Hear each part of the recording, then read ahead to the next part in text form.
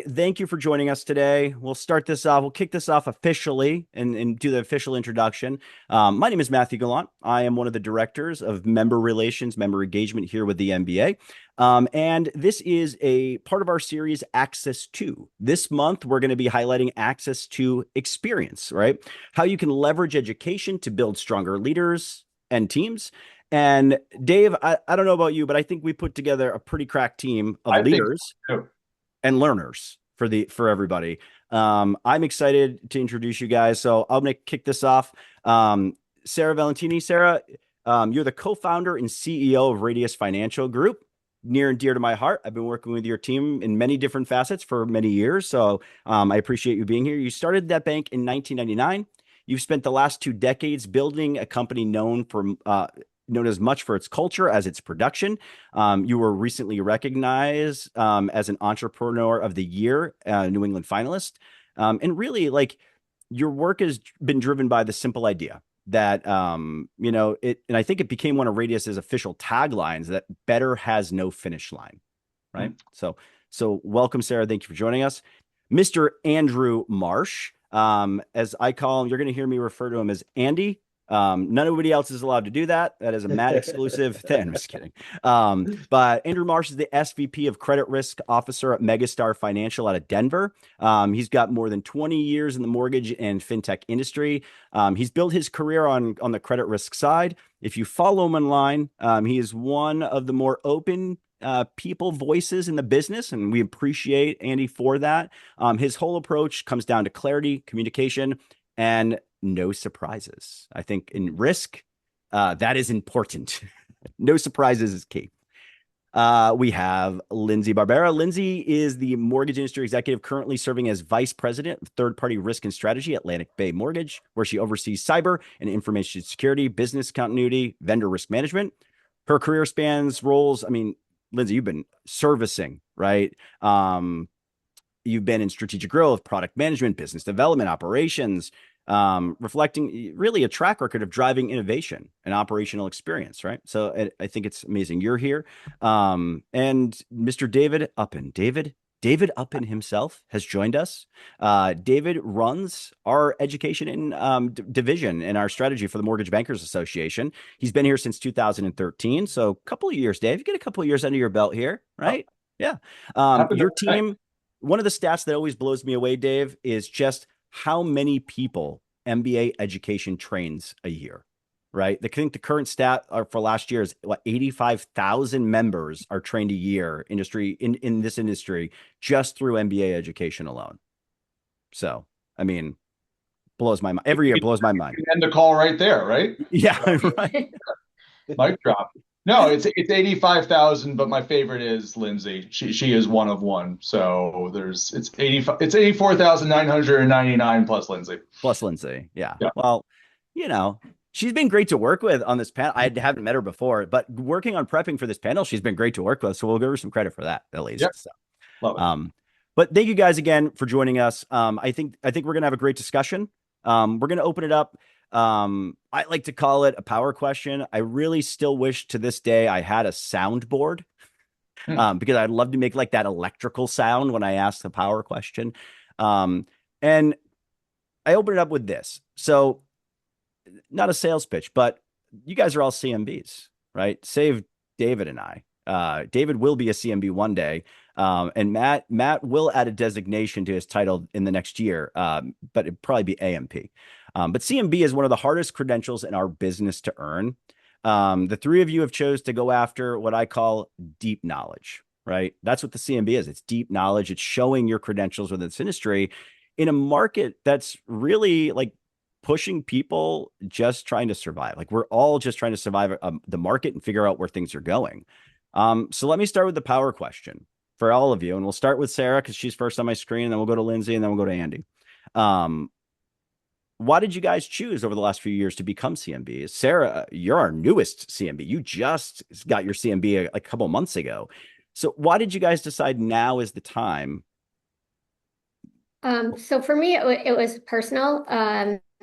My business partner of nearly 27 years decided to retire, and we had very opposite skill sets. So I decided to, just deepen my knowledge and get to know more people on the side of the business that I really didn't handle. Yeah, for sure. I found, to that CMB society, what the doors that it opens for you, to your point, right? To get to know that part of the business. I feel like the CMB does that. So it opens you up to a whole network of people. So that's great. That's exactly why. Lindsay, what about you? Why did you decide to get your CMB, and why are you so focused on that deep knowledge aspect of the business? So I think like a lot of us on this call, and maybe not everybody, when I graduated from college, I didn't graduate thinking that I would enter the mortgage industry. In fact, I don't really think I knew what a mortgage was, but I took a job. And over the course of the next few years, I saw what I thought was just a job really shift into being a career in a place that I wanted to be. And so when I felt that shift, I knew that I wanted to go in. And I'll be honest, when I started my journey towards getting my CMB, because there's a lot of steps beforehand that have to take place before you get to that final Yep. designation. It was one of the more personally challenging, probably the most personally challenging chapter in my life I was in, but I chose to put my head down and do it. But I think one of the biggest things, and when I got it, I don't know if I'm in the 2020 class, 2021. I know it's kind of all blurred together then. I Post-COVID remember years. going back and looking at the list of CMBs, and picked Louisiana because that's where I was, and there was not a single female CMB from Louisiana. Really? So I said I'm going to change that, and I did. And now there are more, thank goodness, and there's a lot more female CMBs in general, Yeah. which I love to see. But that was really one of the driving factors to just put my head down and get it done. That's awesome. No, and I think that's a good point. And congratulations on being the first female CMB in Louisiana. That it's always one of those things where you get to shatter that ceiling, right? And it feels good, but also, you led the way for other women within the state, and you set that example. So I think that's phenomenal. Andy, give us the rundown, man. Why in a market over the last few years? Why in a market that's been challenging did you invest in your own education? Yeah, I stumbled into mortgage at 18 years old, similar to Lindsay, couldn't spell mortgage. I actually misspelled it quite frequently. Mhm.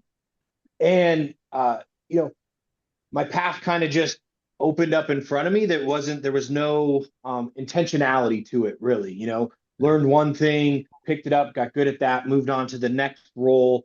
But I was more, the leaf on the breeze and didn't have like I want to go this way. And so got to know a few CMBs throughout my career. Was always impressed with the depth of their knowledge, how they carried themselves, how they were respected. And so I said, I want to be like them when I grow up one day, right? And Yeah. so, I like doing hard things, whether it's running marathons or climbing mountains in my younger days. And so in the mortgage industry, the mountain's the CMB, right? And so put it as a goal on the map. And with I started my AMP journey in 2020, so right mid COVID. When So things went lots of wild. hurdles Yeah. that had to get overcome, and on or in-person classes got moved to online and things of that nature. But I always had that carrot at the end of the stick and something that drove me every single day. And I really realized through the whole process that that's how I do my best work, is when I have that goal, that flag planted in front of me. Every day I have a purpose more than just checking the to-do list off. Yeah. And so the CMB journey was really what I wanted to go through. And the designation is great, but I think that journey and working with your study group and learning everything you thought you might have known, but really figure out you didn't know it all. And putting all those pieces of the puzzle together was the most enjoyable part for sure. Yeah, no, I love it. And I appreciate that. And I didn't want to start it out. And I thank you guys for giving your personal side of things, right? Because a lot of times people go to webinars and they feel like it's a sales pitch. And that's not what this is. But I think it's important when we start talking about your access to experience and in what education did for you as an individual, and what it does for your team and how it flows into, as we talk about retention, we talk about some other aspects. I think it's important for the listeners to know, like, what does it mean to you and why did you do it? Because there's a baseline to it, right? So thank you for that. Now, let's get a little bit personal, a little bit more personal. Let's go a little bit deeper, because I want to know really, we all talked about why we became a CMB, right? The goal of becoming a CMB, um, and the goal of educating yourself, and not just becoming a CMB. I don't want to make it seem like that, but let's just talk about education in general, the knowledge you've gained, your experience as a leader. Um, you know, Sarah, I'm going to start with you. Like, you built Radius, you started Radius in 1999, right? I mean, you've got 2 decades under your belt. You've done like everything that a designee should have done or would have done. You've proven everything by running such a successful company. So, like, we already know like why you went after your CMB, but what do you hope to gain from it? Because you just got yours. So I can't imagine that you've seen a lot of like changes becoming a CMB, and what that's done for your career. But as you've grown and as you've become a leader, how has the knowledge gain helped shape what you do as a leader and in general?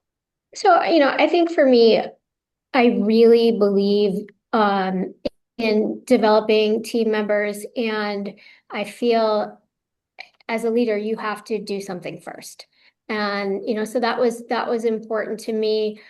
What I really learned in the CMB program was really kind of taking on what Andy said. It's the process. And I think what was eye-opening for me was not just the learning, but everybody involved, from the staff at the MBA who are extraordinary, all of the people that gave their time, whether it was teaching or that you could reach out to. I mean, the networking in the group to me was extraordinary. And I was really, really struck by the generosity of people's time. And that probably made the biggest impact on me that I've tried to bring back to my team. I mean, things get busy in our business, it's crazy end of the month, and I've Start of tried the to month, make end of the month. sure, yeah, that I'm as generous with my time. And I just think that was a big takeaway for me.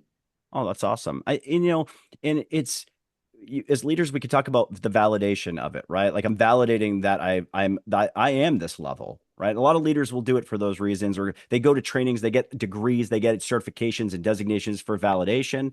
But I think I love your take on it. Like, I'm leading in the knowledge gain. I'm showing my team that it's important to learn. It's important to grow, no matter if you've run a company for like almost 20 years, right? Like, it's Yeah. still important to keep moving forward and keep building your knowledge base. So I think that's a phenomenal message.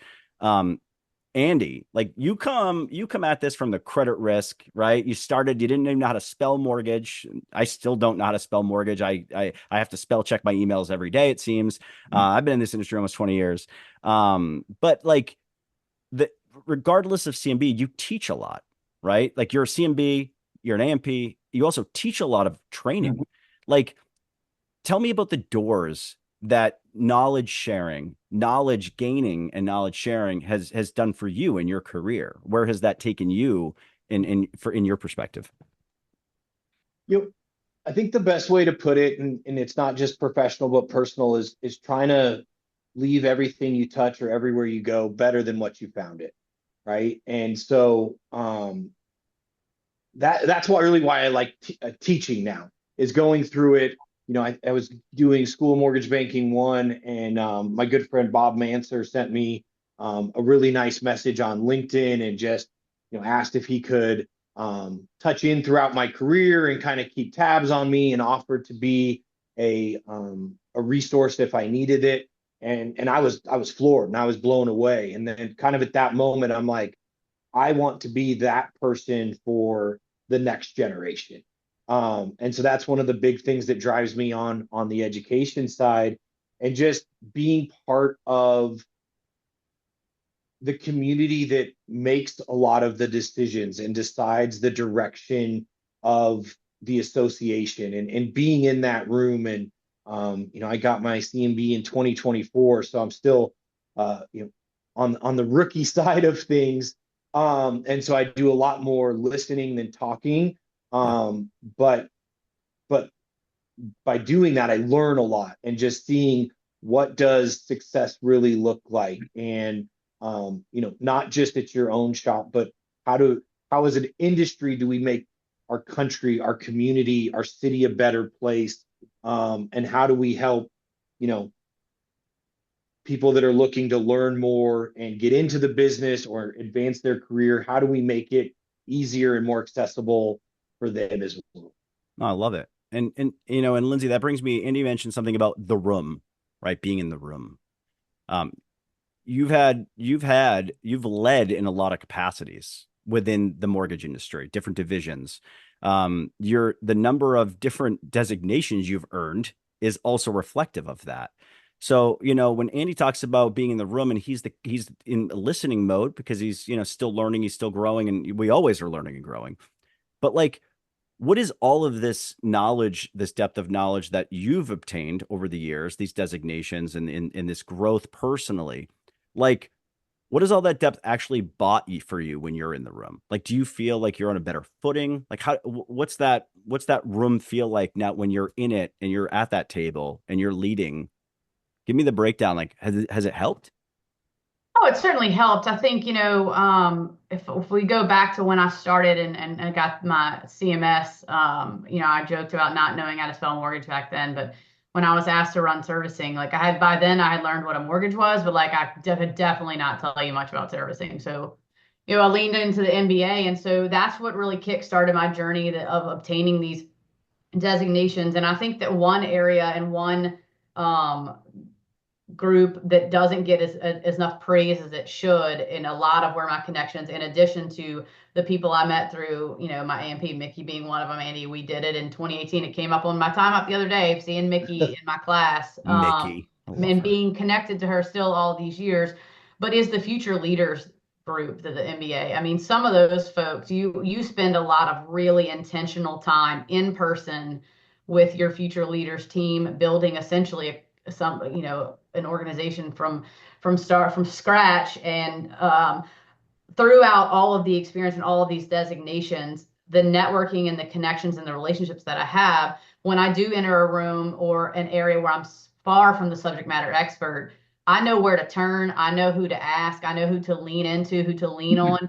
And that's one thing that I think that our industry doesn't get enough praise for, is how well we all network. And network can be cheesy, but truly how well we help each other out. We're all fighting the same battles, whether it's regardless of the volume you're closing, we are all seeing the same struggles. And I think we do a wonderful job of collaborating and collectively working together, to make the industry better, but also to help each other out. And so, being in the room is one thing, but being able to lean into those relationships, but nurturing those relationships over the years too, is key.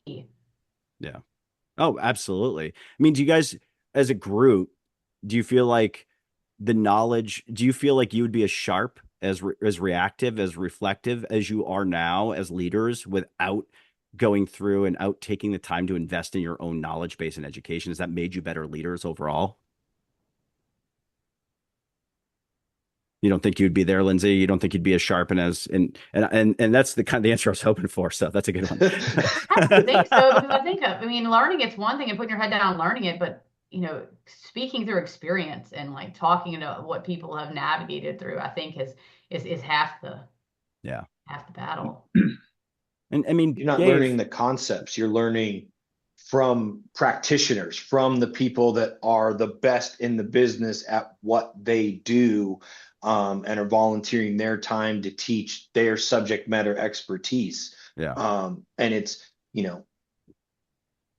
college or any type of education that way definitely has its place in its, but they're not necessarily doing the job that you're doing, or more importantly, the job that you want to do next week, that you're learning from and are ingrained in the business. So I think that's where, MBA doesn't hire a bunch of college professors who know the concept of mortgage lending. They're people that are taking time out of their afternoon from doing the job, that they're sharing their experience and their knowledge. And it's not just a PowerPoint.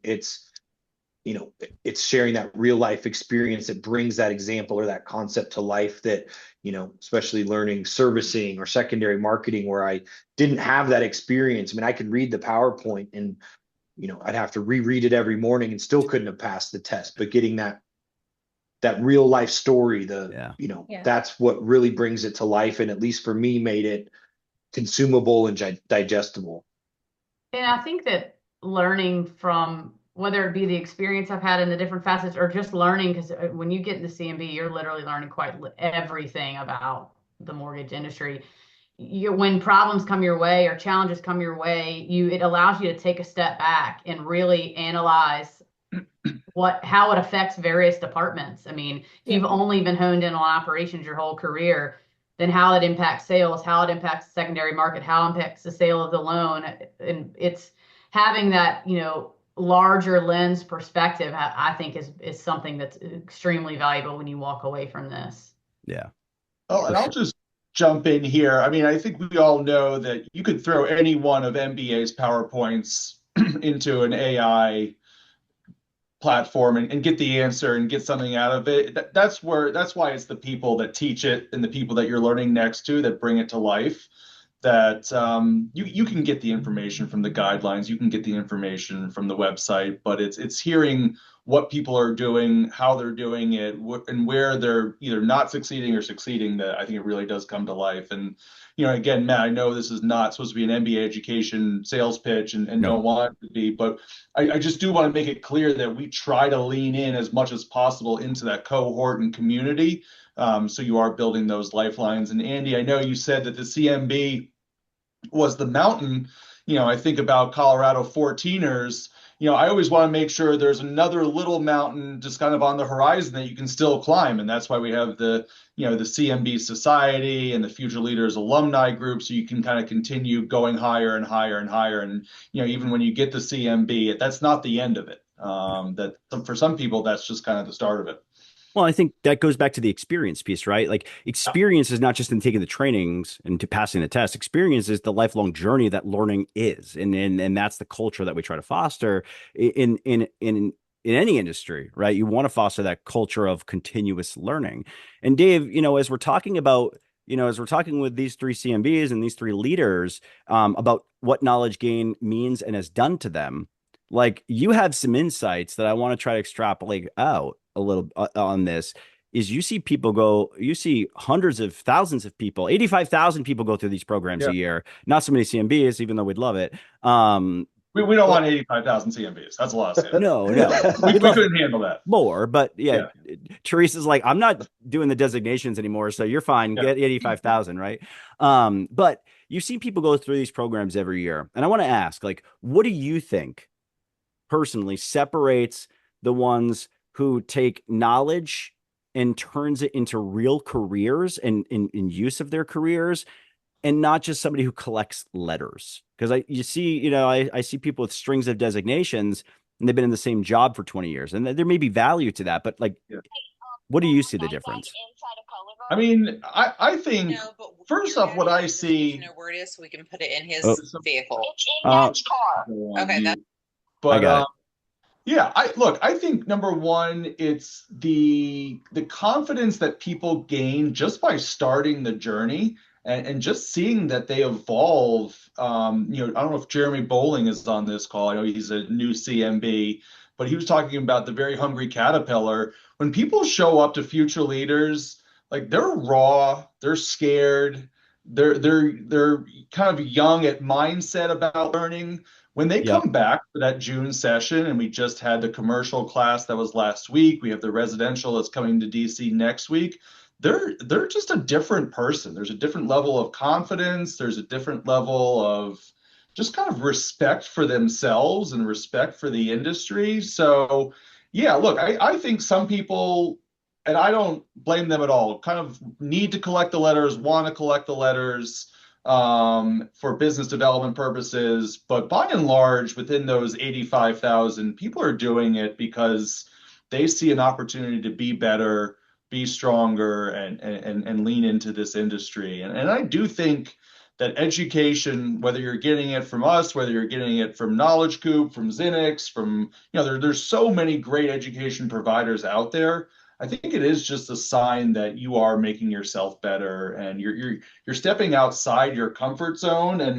And look, a lot of what education does, we don't try to trick you. We don't try to make things hard per se, but we do want to challenge you more so than maybe attending a conference.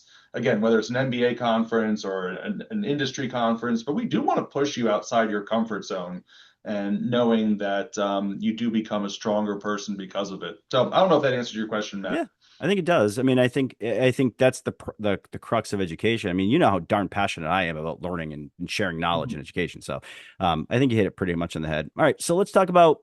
We know we know the why as leaders. You believe in education. We know what being, having these designations mean. You know why you put the investment in it, and we've talked about what you've gotten out of it. Right, that sharper edge, the being in the room, the networking, the community, the to Sarah, like my business partner retired after 20 years and I want to gain more knowledge and I want to grow that, but I want to show my team that it's important to keep growing and leading. Let's talk about your teams. Like, let's talk about education and upskilling that we're doing at our companies and what it means to our teams. And let's talk about, like, I don't want to say the elephant in the industry, but it can be, right? Retention and what education has done for retention. There's a well-worn stat that crosses the LinkedIn channels at all times of the year. You see it in all the retention presentations. People have used it. I've used it because it's a good one. LinkedIn did a study and they found that 94% of employees who left a company would have stayed longer if their company invested in their development. And that was career development, like progressing, but also that training, that upskilling piece of things, right? It gets quoted everywhere. So I want to know from each of you, do you buy it? Do you buy that LinkedIn stat of 94% of all? That's a huge stat. And that's a huge percentage. Said that if they were invested in their career development and their knowledge and their upskill, that they would have stayed.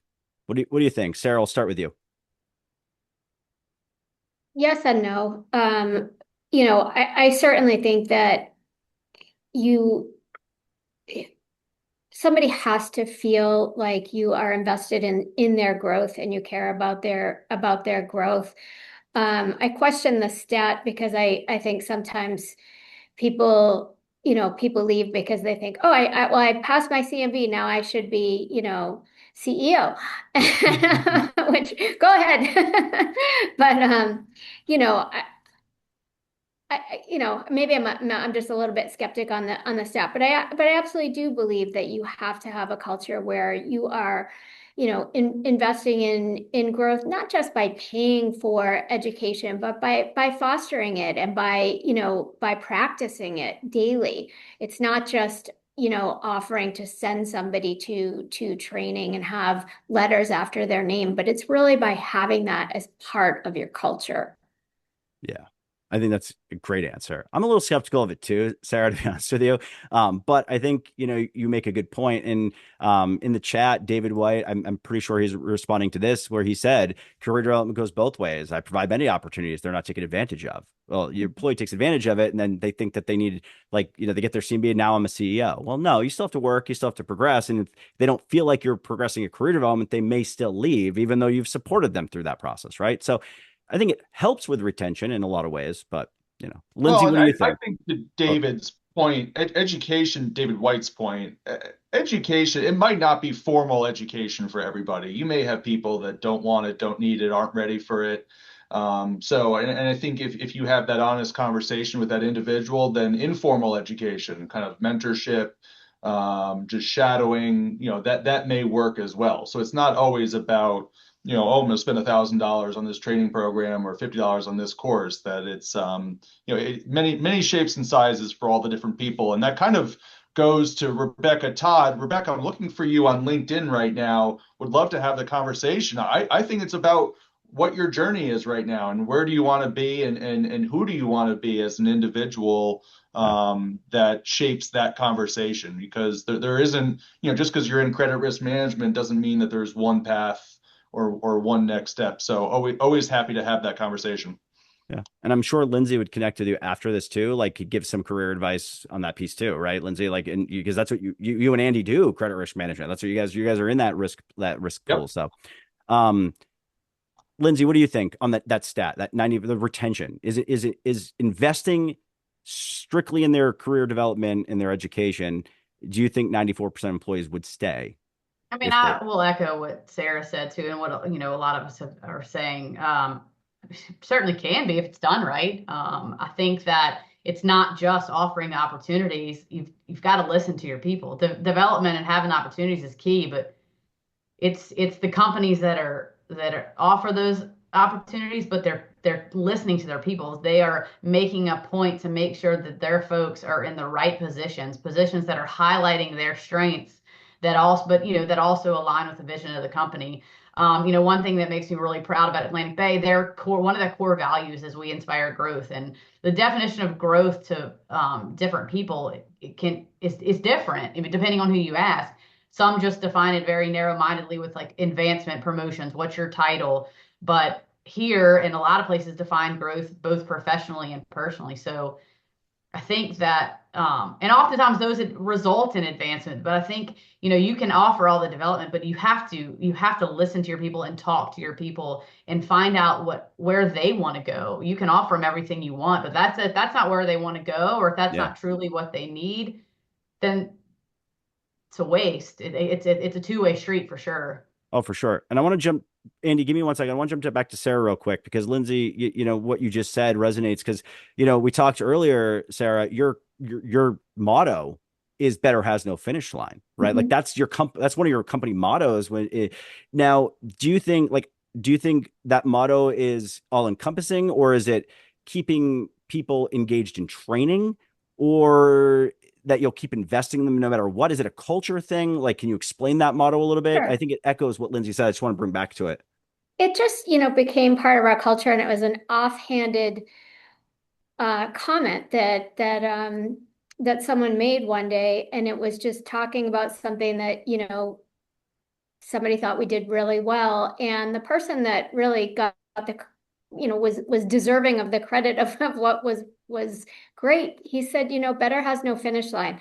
I think that we could have done this a little bit better, or that a little bit better. And we got into this conversation that, you could just never rest in this business. You just can't, what you did yesterday isn't necessarily going to be good enough today. And you have to always think about being better and always challenge the organization. Individuals need to challenge themselves.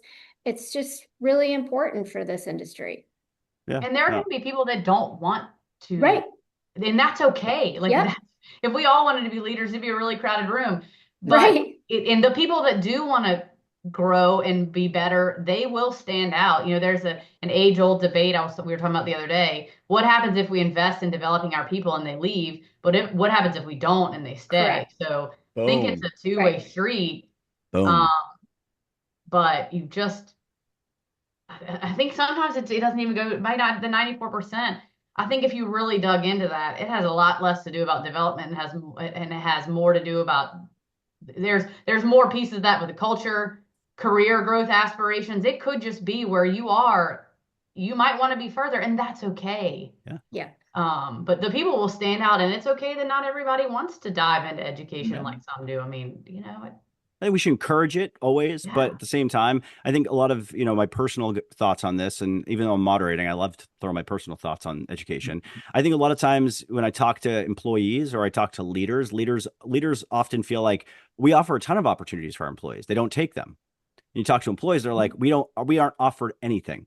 Right. So I think there needs to be a better conversation and a better dive into what we do offer and what we feel we're offering. To your point, Lindsay and Sarah, and I know Andy's going to say this when I ask him his next question, is that open conversation with our employees, asking them what they want, having conversations, good reviews, really investing your time, because leaders, like, they look at that playbook, they're like, we offer a lot. but not all employees feel that way. Why? Right. And I think better conversations, and we don't need to go into culture today, Lindsay, but your culture comment is good. It's like culture has a lot to do with that. Right. So you guys all have teams that are learning and growing and leveraging and utilizing. And that's because the culture you created, because you've invested in your own. I believe that. I feel like if a leader's not investing in their own, they're not going to see the benefit to their employees who then don't see it as well. Right.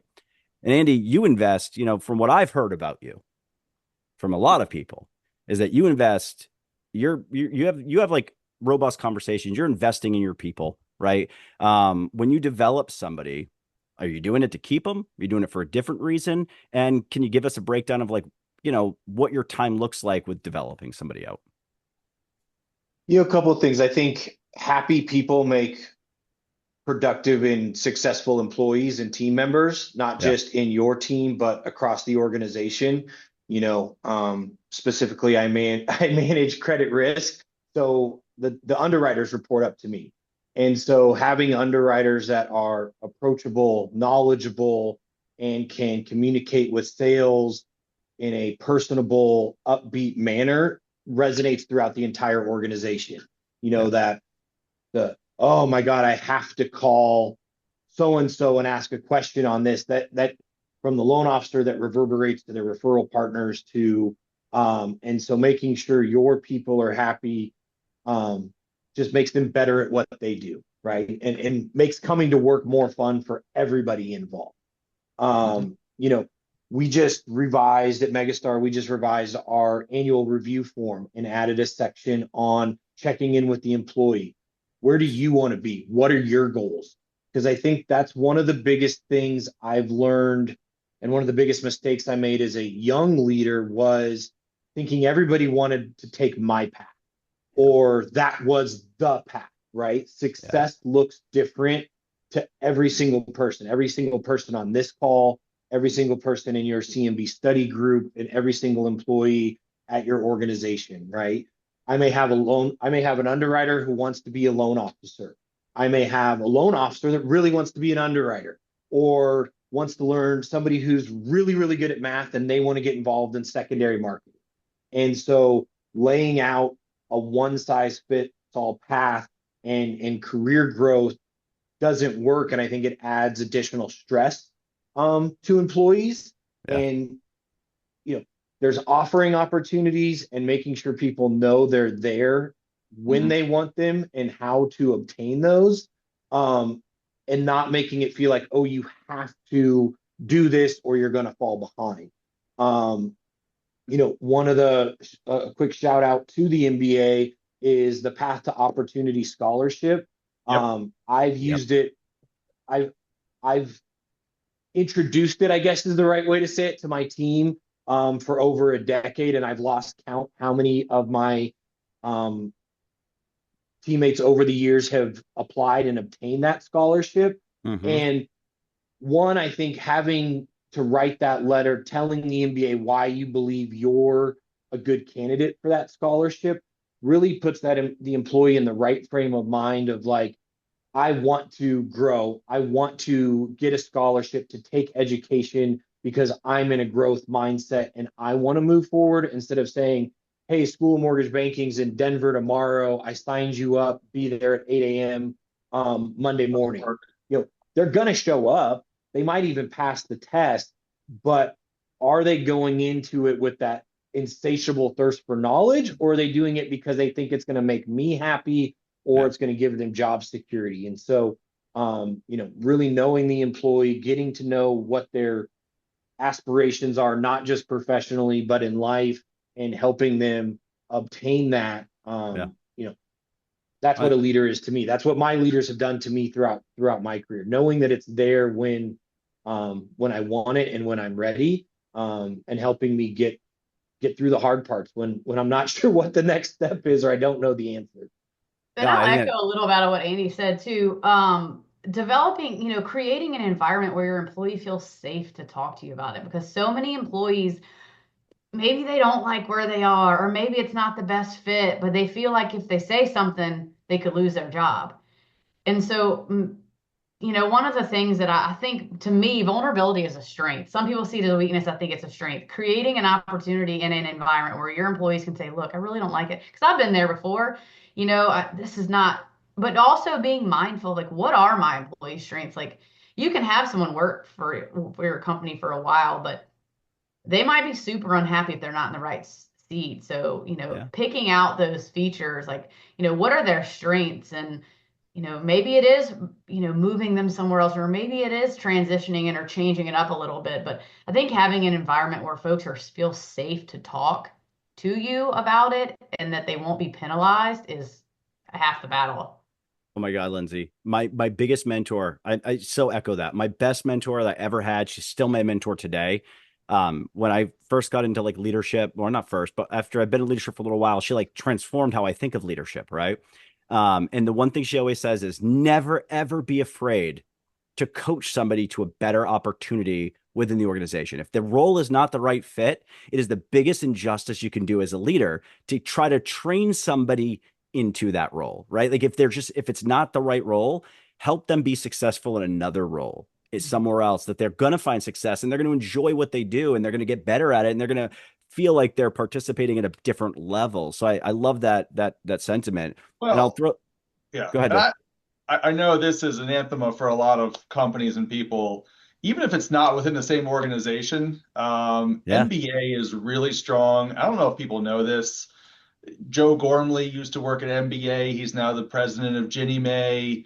Matt Jones is, top of Assistant the director of ladder at FHFA. Yeah. HUD. Dan Fickler, like Pete Mills on the residential side, Mike Fratantoni, Bill Kilmer. A lot of our industry lobbyists at member companies came from MBA. Like MBA is a stronger association. We're a more impactful organization because we coach people up, and then if they end up leaving, it's not preferred, obviously, but that's okay. And we tap into those resources. And I would care to guess that one or two of these people will come back to MBA at some point in time and continue to make us stronger and better, to Sarah's point. So I know that's a tough pill to swallow, but it does come back around. But you end up doing more work if the person's not, Yeah. you know, Yeah. so. It's true. And I think too, when I look at training, to your point, Lindsay, with the more work piece too, I look at training as the other side of things. Like I look at training to retain is important, right? Because retention is expensive. Like, That's the or goal. hiring a new employee is expensive, right? You have at least a year where they're not up to full productivity. You're investing a lot in re-educating them and retraining them. Year two, you start to get the productivity cap is the stat that's out there when they start earning their full salary potential towards your company. Or you can invest in their training and career development now, or help them exit earlier if it's not the right career, or transition them to something else. So I think to Andy's point, Andy, like that key, dial in with your employees, have a conversation. I've had leaders, I think we all have, like they thought they knew what I wanted. They thought they knew what was best. It's like, just did you ask me like what I wanted to do? Like, did you ask me what my interests were? I don't remember having that conversation, right? So I think it's important that as leaders, when we're out there and we're doing stuff, or we're having those conversations. Andy, it's great to hear that you guys added that piece to it. Sarah, do you guys do something similar, like Radius? Are you having those like one-on-one conversations with people where you're like, listen, we want to know what you want so that we can help guide you through your career path? Yeah, absolutely. And we also, as an IMB, you don't always have unlimited resources. We're big fans of putting sometimes people in utility roles where they might do more than one position and see how they are with that.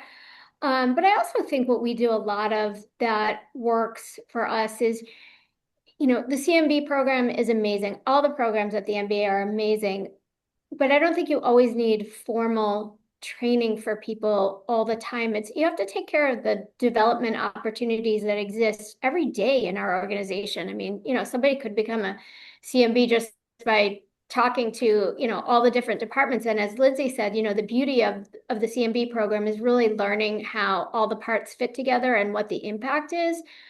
But we try to do mini cases, so that something comes up and you make a little case out of it so that it's not to figure out, what somebody did wrong. It's really to look at it and pick it apart and figure out, what could we have done better? What input does somebody have? And it's not to make judgment. It's really to promote critical thinking. And sometimes we get new ideas out of it that we didn't think of. So, I think that having a high performance culture for sure has to include formal training, but it has to be daily opportunities of how can people develop. I love that. I had a boss that once told me, like, I made a huge mistake. I forgot to disclose a fee when I was first becoming an LO, right? And it was a big, big fee. And I thought for sure I was fired. Like I thought for sure I was done. I just cost this company a lot of money on property tax and escrows and he sat me down. He went through an entire LE, went through the process, showed me the system, and I'm like, Rob, I thought you were gonna fire me. He's like, no. He's like, I failed you. He's like, if you didn't know this, I failed you as a leader. I now know I've shown you everything, and I expect you to fail again. He goes, because nobody can learn it all in one minute meeting. So to your point, Sarah, it's like that's the greatest thing. Like those micro moments where he didn't send me to a formal training, but he took the time to invest so that he knew I knew it, or he knew he showed me at least. And then he's like, and I expect you to fail again. So don't beat yourself up, right? Like we're all learning, we're all growing. It's part of it. So, all right, we're down to like the last 10 minutes. Let's do one more group question, then we'll open it up to Q&A. We have a couple in there that I want to pull out. Looking at 2026, 2027. Thank you. That is a good leader, Marlon. I agree. He was a good leader. Looking at 2026, you're all IMBs of different nature, but still IMBs. All right. But what do you think what capability do you think that your team is going to need more of by this time next year? If we have other leaders on this call, if you could pick like one capability each, what would you hope that they're able to do now that they didn't do then? Is it more technology? Is it staff development? I mean, it doesn't have to just be about training, but like, what's something that you wish that you hope for, or you think they're going to need compared to the market?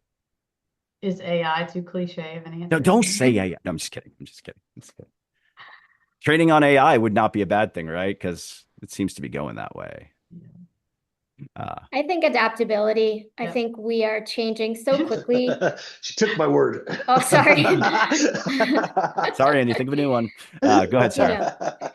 For years, this industry was, didn't change quickly. And now it is changing so quickly. I think everybody needs to be adaptable and to figure out, yes, AI at every corner, but how is it actually going to help us? And, and what are the things that we need to be afraid of? And, I just think the more people can be adaptable, to me, that will be the best asset going forward.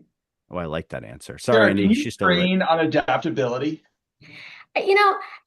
That's kind of funny, but because they always say people don't change, but I do. I think that there's a lot of change management things out there, and people learning how to anticipate change and how to handle it and work with it better because I know we have, we're fortunate. We have low turnover. That's a blessing and sometimes a curse because, well, why don't we do it the way that we used to do it and we didn't have a problem back then, and I think the more that you can, really talk about change management, it can be helpful for people that tend to be very set in their ways. Yeah. And the ability to pivot really kind of, bookends on the adaptability thing because it's going to happen. But taking our knowledge, having the knowledge, the greater knowledge of the industry, helping educate your teams as to why it does matter, why having to kind of shift your risk appetite at times to maybe it wasn't maybe it was very, cut and dry and you've had to shift it a little bit or be a little bit more open to risk because, it's getting harder to close loans or whatever it may be, helping educate your team as to why, why that matters. And I think that helps if you're trying to get people to adapt, explaining it to them why it matters and not just saying you have to do this, really allowing them to feel a part of the why. Yep. Yeah, I 100%. mean that's future leaders kind of 101 right there, Lindsay. Like, how do you You're tell welcome. people what your vision statement is? And adaptability probably should be a part of that. So it's clear that you expect an adaptability mindset. Yeah. And then you can kind of go from there. And yeah, Chris, I love the who moved my cheese when MBA was kind of coming out of the dark era of 08, 09, 2010. Dave Stevens, who was our previous CEO, had everyone read that book. So endorsement. Adaptability key. All right, Andy, you got to come up with a new one now. Like you can't use Sarah's. I'm sorry. And Lindsay concurred. So you've got to come up with something different. I'm putting you on the spot. You've got designations behind you, so you should be a quick thinker who's adaptable. Yeah, I think it's embracing the technology and the change. In my world, I work with a lot of appraisers and underwriters, and we're going into a really massive change in the appraisal form coming up in the fourth quarter this year. I believe the current appraisal form is from like 2020, um, or from 2010, I believe, right? So we're dealing with a very old form, and it's the first time it's getting a full makeover, and you're hearing a lot of resistance to that change, and the sky's kind of falling. But let's look at it how can Yeah. this new form, this new organization make my job easier, whether I'm an appraiser or an underwriter or a loan officer, to get to the answers faster, to be able to use the technology that the agencies are providing to look at more complex forms. And Yep. so instead of being resistant to change, and I guess that kind of follows the adaptability, but really looking at it as an opportunity to learn the technology, be on the front end and not the back end. Don't be getting dragged into it, Yeah. and sharing how it's helped you, and kind of setting that positive example of embracing it, as opposed to, really pushing up against it. Yeah. No, I think that's awesome. I mean, I always ask this, and I'm a big talker on culture. If anybody, you guys know me well enough, and you've followed me long enough, big on culture, and you know, everything that you guys are talking about to me is culture, right? And you can't train your way into a culture. I mean, you can if you take a lot of culture trainings. But I think one of the things, Sarah, like you guys have a culture, right? Everything I've ever heard about your group from Stu and from other friends I have that work there, are that the culture is that piece. And if your culture is one of allowing, to what Lindsay said, be vulnerable, right? Vulnerability key, and doing those micro moments of learning. And like Andy said, like embracing the adoption of technology and showing them that it's safe to fail. I think that's some of the biggest pieces, and culture is the biggest key to all of that. And, you know, the 94% stat can be solved, like Lindsay said, by culture, right? It's the culture of the company. Sarah, you concurred that. And I think that's all the valid points. Like training, learning, upskilling is a piece of your culture. So I'll just leave my 2 cents on that. And I think, the thing I respect about the three of your companies, in one of the biggest reasons I wanted you guys on here, other than that you become CMBs in the last few years, and that you heavily invest in your team's development, is that all of the companies foster a positive culture of vulnerability, of learning, of upskilling, of growing. And I think our industry needs more of that. That's Matt's take on it as a person. And I think we need to show people that it's okay to make mistakes. Yeah, it costs money, but that's the only way they're going to learn. And if they live in fear of making mistakes, they're never going to bring new processes to you. They're never going to come to you for their development. They're not going to do those things. And we need them to. Like, we need them to say, I want to do this. Right. When I sit with members and we go over their different reporting metrics, and we go over who their pulse report, like, these are your top learners. Right. One of my members, Lori Michaud out of Maine, QSO Home Loans, she started a new program where she's taking those top learners every quarter, and she's giving 8 hours of PTO, and she is celebrating those learners. And they've got 6 new processes since January that they've shown process improvements by encouraging learning. But it's not just the learning, it's the culture that she's creating by, hey, tell us what we're doing. Bring it to us, talk to us, and we're investing in you, right? I think they do Education Advantage. They give them access to all 200 classes, or I don't know, Dave, how many classes there are now. I always say 200, about 200, but that's that piece. Yeah. So I think that's important stuff. So I'm going to throw a poll up here for everybody. We're we're nearing the end. It's, we've got 3 minutes. I do want to share out a poll because we like to know what people thought, but B, what they want to hear next. So these can be completely anonymous, or if you want to hear more. Question number 3 is going to ask you, would you like to schedule a one-on-one with myself, with David, even with one of the speakers? Honestly, like, if you want to, let me know, and we'll get that done for you. But to learn more about what we heard today, so if you guys could pop some answers on there. If you're seeing it, should be on your screen if you pop your screen up. But no, thank you guys. I think this was a valuable conversation.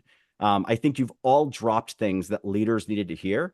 You've seen the value of learning and growing through experience, your own experiences, but how that's helped your retention. Sarah, like, to your point, you guys have a very high retention rate, right? People don't leave. Why? Your culture. You've invested in them. You're teaching them. You're training them. You're doing those micro moments. Lindsay, your own personal development and that seat at the table, and how you're more confident, more prepared to be in those rooms and have those conversations. And then and Andy, your push of, I'm new at this, right? I'm not fully confident, but my designation is giving me the confidence to be in that room and listen, and I'm in listen mode, and your added value. And then you take your experience and you invest that in your team to have those conversations. So I think there's a lot of great points. Dave, while people are taking this poll and while they're still filling it out, let's talk about MBA education. Let's do a little bit of a sales pitch before everybody gets off, because I think it's important for them to understand the size, the scope of MBA education. Because when I started here, I was blown away, and I was a member who took it, and I still didn't understand fully. So can you give us that elevator pitch on why these members, these leaders, should be looking to MBA education, and how it can help them, giving all the examples that Lindsay, Sarah, and Andy shared with us? Yeah, totally. So in 1 minute or less, we do everything from the very introductory to the very advanced. We try to build community, cohort into everything that we do. We've got a team of 18 professionals, most of whom come from industry, that are here to make you a better person and make you the best mortgage professional you can be. Anywhere from loan origination, servicing, capital markets. We do it all. Final just plug, all members are treated equally. All members do not get the same price, though. If you are price conscious, if you have low budgets, we are here to help you. So I want to make sure that is clear. So if you go to mba.org and you're just blown away with the price tag, which some people are, I get it. Have the conversation with me, have the conversation with Matt. I think my email is probably pretty self-explanatory, duppin@mba.org. Connect with me on LinkedIn. Always happy to have the conversation. But yes, we want to make you better, and we will find a way to kind of help you no matter where you are in your professional journey. And I'm going to plug EDU Edge because me in this program. I love it. One of the things that David and his team and the membership team partnered on this year is this new program, EDU Edge. We expanded the free complimentary classes to 24 classes this year. Those 24 classes are varying degrees of introduction, right? That intro to mortgage banking, the intro to processing, intro to servicing, to high level, like compliance, fair lending, underwriting government loans. Like, we expanded that out because when we talked, Dave, we saw that a lot of our members are going to need to upskill, right? There was a 40% reduction over the last few years in knowledge, industry knowledge, as people retired and left and companies downsized. Well, that knowledge left, and the people that are left need the training, right? They need the upskilling. They need their leaders to invest in them. So those 24 classes are there for every member at your company to take. You take all of them. It's like $2,400 investment per person is what I like to say. That's a lot of money depending on the size of your company. That's an investment that MBA has opened up for free for all of our members. And then webinars. Webinars are plentiful. You guys, I will give you credit, Dave, on this. I give you a lot of credit for a lot of things, but I'll give you guys credit. I don't just say this for puffery, but our webinars like kick butt. We have phenomenal topics, phenomenal speakers. To Andy's point earlier, people in the industry who actually know something, who have the skills to train others and to talk about their knowledge. That's a killer, right? The webinars that we offer are plentiful. There's dozens of them a month. They're always timely. And I think to Lindsay's point, AI is going to be a topic of conversation coming up in the next few months. It's next few years, but we've got some stuff we're working on with AI. If you're in non-agency space, I know there's at least like 5 or 6 really good non-agency lending trainings that are coming up. Non-QM is the other way to say it. Lending's coming up. So take a look at our webinars, take a look at our free education, and then look at the other programs too, because they're there, they're valid, they're helpful, and they're going to help you as leaders and as employees grow your career in this industry. I think we do it better than everyone, Dave. I know you named a bunch of names, but I'm a firm believer that we are the best at what we do. And that's not puffery or a sales pitch. Agreed. You guys kick butt in education. So, all right. Do we have any questions before we let everybody go? Sarah's like the CEO of a major company. And she's like, I'm here, but I have a lot of meetings. No. So let me look real quick. We got a lot of thank you. Can we get a part 2? So part 2 of leadership? Like, and yeah, I mean, Marlon, you know, dive into the next generation for sure. I mean, no, it's great. Next. Is Andy hiring? Andy, somebody liked your beard so much they would like you to hire them. Not what you said. No, I'm just kidding. But can we get a part 2 of this? I don't know, Marlon, you know how to call me. Nicole, thank you. It was great having you here. Let me just make sure. Yes, our communities and committees. Teresa, great point. If you want to learn more about the industry, if you want to be a part of the industry, if you want to have a voice in this industry, you got 50 committees and communities that are specialized to what you do. Join one of them. They don't cost any money. It's a great way to invest. And I will plug this, while there are some people, man, they're still sticking. We got 60 people hanging on. The other thing I'll plug too is that I'm seeing the names as I'm finally scrolling down. Vanita Murray is on here. Jordan Booker is on here. We have Allison. Jill Rank is on here. And then they are all, you guys can either come off camera or you can choose not to. But these guys are other directors of member relations. They cover you across this country, depending on who you are, depending on who you work for. You have people at the MBA who are your direct connections. My partner is Jill. She handles all of our associate members. So if you're one of the tech vendors or vendors that work in this industry, Jill would be your point of contact. If you work in the South of this country, right? What do we say? We have Maryland to Florida. Vanita would be your point of contact. Jordan handles San Diego out west. And Jill handles associates. So, jump on, ask us questions, be a part of this. And if you have anything that you guys need, never be afraid to reach out to us. That's what we're here for. Like, that's our job. Right. And then Sarah, Andy, Lindsay, thank you all. David, thank you.